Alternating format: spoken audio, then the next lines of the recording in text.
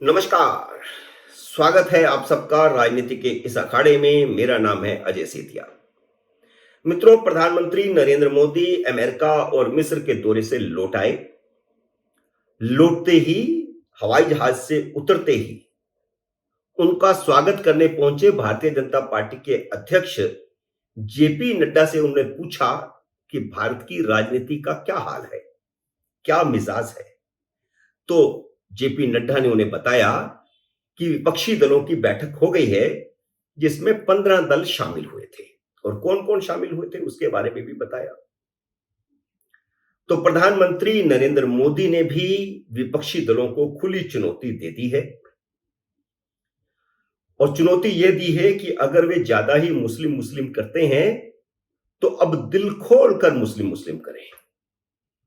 उन्होंने भारत के विपक्षी दलों को ही चुनौती नहीं दी, बल्कि अमेरिका के पूर्व राष्ट्रपति बराक ओबामा को भी खुली चुनौती दे दी है, जिन्होंने नरेंद्र मोदी के अमेरिका दौरे के समय ही एक इंटरव्यू देकर के भारत के लोकतंत्र पर चिंता जाहिर की थी और भारत के मुसलमानों को लेकर के चिंता जाहिर की थी कि वे दबाव में हैं।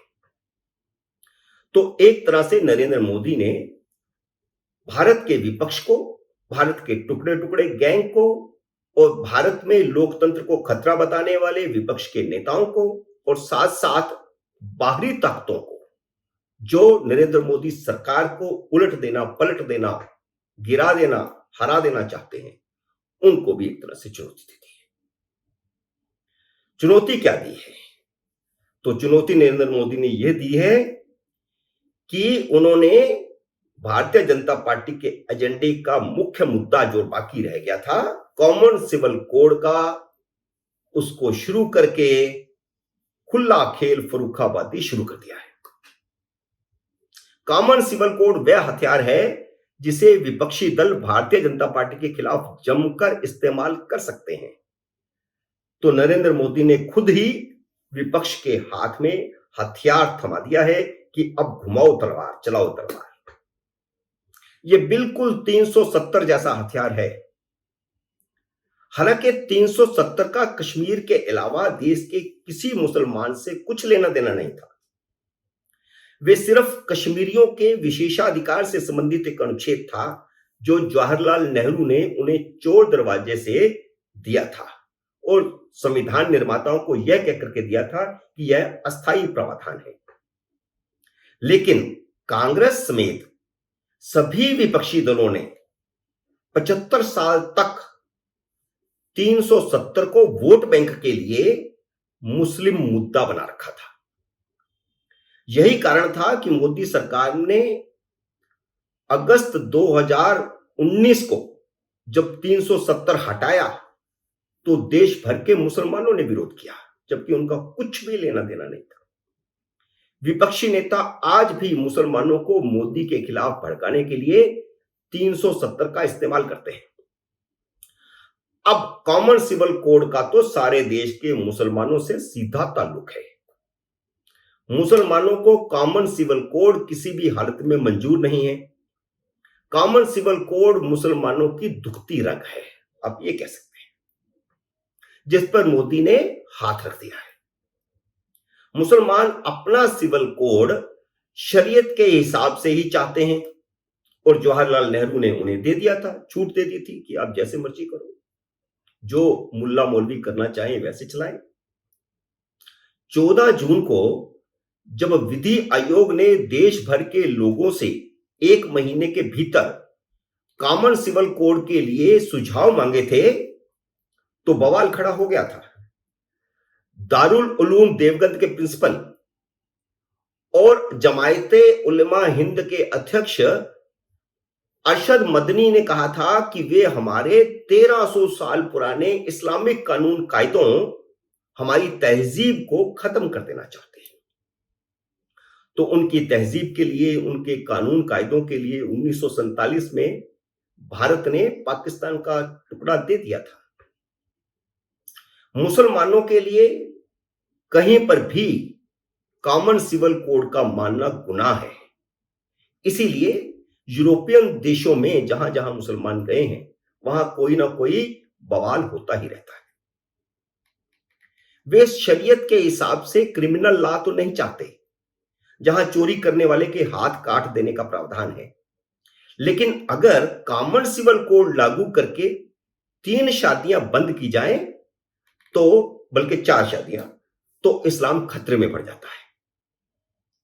आपको एक दिलचस्प किस्सा सुनाता हूं। हाल ही में वह खबर आपने भी पढ़ी होगी, जब एक हिंदू लड़की एक मुसलमान लड़के के साथ लिव इन रिलेशनशिप में रहने लगी। लड़की के घर वालों ने पुलिस में शिकायत दर्ज करवाई तो पुलिस ने छापेमारी शुरू की। वह लड़का अपने सिविल राइट्स का मुद्दा बना करके प्रोटेक्शन के लिए कोर्ट पहुंचा, क्योंकि सुप्रीम कोर्ट ने एक फैसले में लिव इन को जायज ठहरा दिया, कानूनी ठहरा दिया है, मान्यता दे दी है। तो उसको लगा कि ये तो कानूनी अधिकार है उसका, तो वह कोर्ट में पहुंचा कि मुझे प्रोटेक्शन दी जाए। तो जज ने उसे प्रोटेक्शन देने से इनकार करते हुए कहा कि यह तो सिविल अधिकारों का मामला है जो तुम्हारे इस्लामी कानून के हिसाब से तय होगा, और इस्लामी कानून में तो बिना शादी के किसी के साथ रहने की सजा कोड़े मार मार कर मार देने की है। तो सिविल क्रिमिनल में कन्वर्ट हो जाता है। और इनकी रणनीति यह है कि अपना हित जहां से सधे साध लो। इस्लाम में 4 शादियां जायज हैं तो वह मंजूर है, लिव इन रिलेशनशिप गुनाह है तो वह मंजूर नहीं है। तो इस प्रकार इनका कानून चलता है घर का। इसलिए मोदी ने अब कॉमन सिविल कोड को अपने एजेंडे के पिटारे से बाहर निकाल लिया है। तो देखना अब कैसे मस्जिदों से इस्लाम खतरे की आवाजें आने लगेगी। मोदी ने सिर्फ भारतीय मुसलमानों और भारत की विपक्षी दलों को ही नहीं ललकारा है, उन्होंने अमेरिका के पूर्व राष्ट्रपति बराक ओबामा को भी ललकार दिया है, जो मोदी को मुसलमानों पर ज्ञान देने की कोशिश कर रहे थे। अब बोले बराक ओबामा, क्योंकि अमेरिका में तो वह सिविल लिबर्टी की बात करते हैं, सामाजिक न्याय की बात करते हैं, सबको बराबरी की बात करते हैं। तो अब भारत में अमेरिका जैसा ही कानून लागू करने की बात हो रही है, तो अब बोले बराक ओबामा, बल्कि क्या Barack Obama, Barack Hussein Obama, यह है उनका असली नाम। क्या उनमें अब हिम्मत है कि वे कॉमन सिविल कोड का विरोध कर सकते हैं? इससे पहले कि आपको मोदी के भाषण का वह ललकारने वाला अंश सुनाऊं, आपसे एक निवेदन है कि इस वीडियो को ज्यादा से ज्यादा शेयर करें और YouTube को सब्सक्राइब करके घंटी का बटन भी दबा दें, ताकि जैसे मेरा नया वीडियो आए आपको सूचना आए। अब सुनिए, प्रधानमंत्री नरेंद्र मोदी ने देश भर के भारतीय जनता पार्टी के कार्यकर्ताओं के बूथ सम्मेलनों को एक साथ भोपाल से संबोधित करते हुए क्या कहा है। आजकल हम देख रहे हैं कि यूनिफॉर्म सिविल कोड के नाम पर ऐसे लोगों को भड़काने का काम हो रहा है। आप मुझे बताइए, एक घर में परिवार के एक सदस्य के लिए एक कानून हो, परिवार के दूसरे सदस्य के लिए दूसरा कानून हो, तो क्या वो घर चल पाएगा? क्या कभी भी चल पाएगा क्या? फिर ऐसी दोहरी व्यवस्था से देश कैसे चल पाएगा? हमें याद रखना है कि भारत के संविधान में भी नागरिकों के समान अधिकार की बात कही गई है। साथियों, ये लोग हम पर आरोप लगाते हैं, लेकिन सच ये है कि यही लोग मुसलमान करते हैं। अगर ये मुसलमानों के सही मायने में हितैषी होते तो अधिकांश परिवार, मेरे मुस्लिम भाई बहन, शिक्षा में पीछे न रहते, रोजगार में पीछे न रहते, मुसीबत की जिंदगी जीने के लिए मजबूत नहीं रहते। और सुप्रीम कोर्ट ने बार बार कहा है सुप्रीम कोर्ट डंडा मारती है, कह रही है कॉमन सिविल कोड लाओ, लेकिन ये वोट बैंक के भूखे लोग